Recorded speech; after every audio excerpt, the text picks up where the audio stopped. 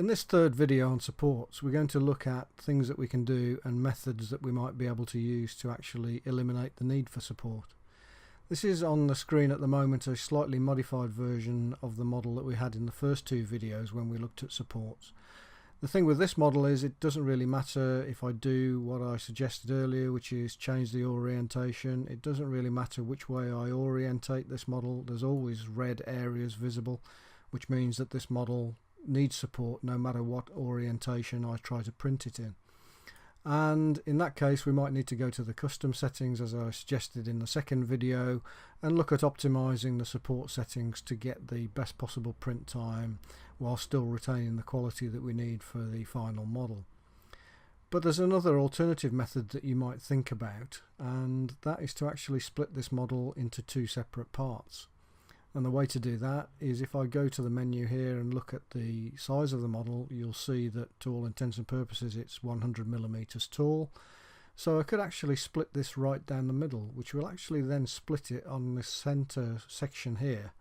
And the way to do that would be to click on the model, go to the move command, and then in the Z direction, which is the up direction, so this is the blue direction, if I type in -50mm now, hit enter, we've now sunk that part down into the build plate by 50mm, so I'm now actually producing half of that model. And I could then print that part out, and then once I've printed that part out, go back to my model, rotate it 180 degrees, and then print the upper part of the model. And then I've got two separate parts of the model, both with completely flat faces, because they end up with a completely flat face from the glass plate that it gets printed out on. And then I can actually use some strong glue to join these two faces together, and I'll end up with that part that we had on the screen, albeit made from two separate sections joined together.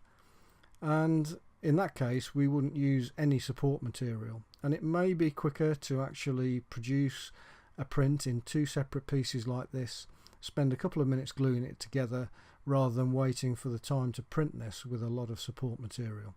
So that's a technique you might consider using. You can either split a print with Incura in the way that we've done here by driving it down into the build plate. You may split your print up at the design stage if that's something that you're willing to do, or if it's an STL file that somebody has given to you or you've picked off the internet, then there are other ways of actually splitting that up, either within Incura or in a program called Mesh Mixer.